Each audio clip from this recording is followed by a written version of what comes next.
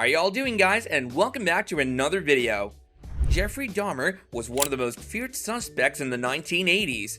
He was a serial killer who didn't hesitate to make boys and men a victim of his torture.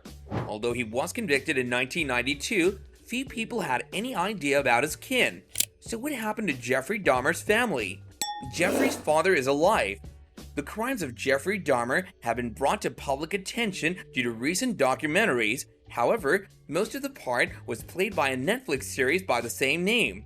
Since its release, people have been wondering where the rest of Jeffrey Dahmer's family members are.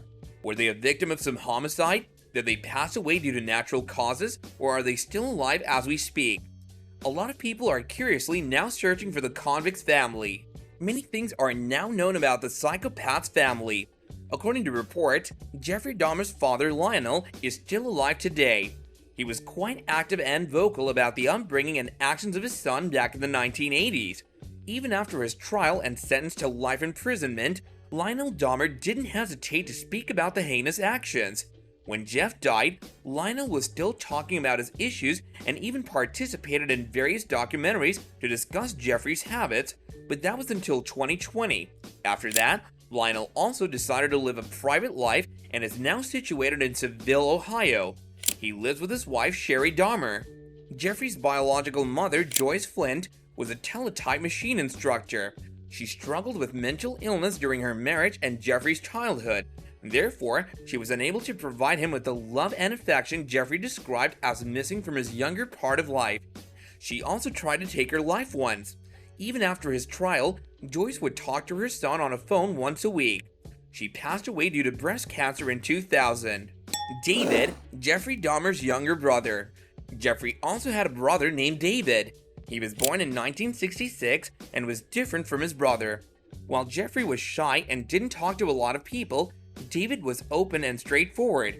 Lionel once stated that Jeffrey loved his brother but had to tolerate his open-mindedness at times.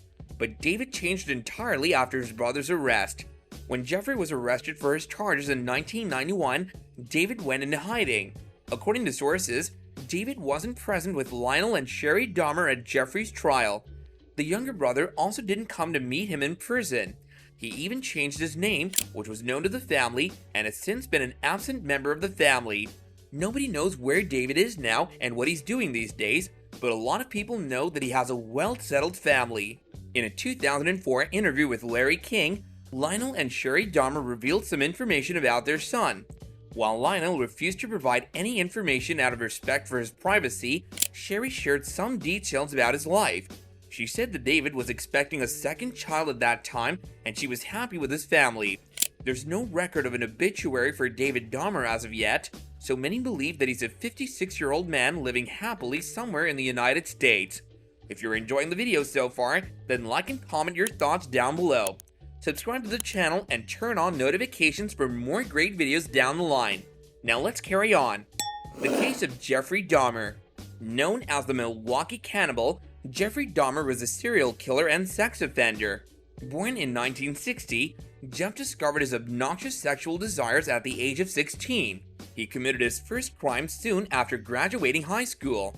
Although he was a good student at first, Jeffrey's education declined quickly due to alcohol abuse.